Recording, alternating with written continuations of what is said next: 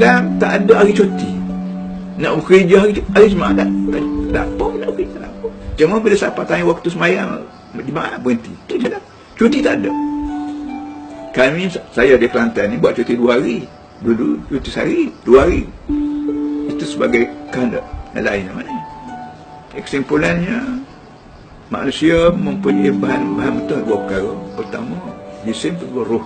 Kedua-duanya mesti digabung bagi memboleh kita selamat di dunia sampai ke akhirat. Nak jadi peniaga, silent.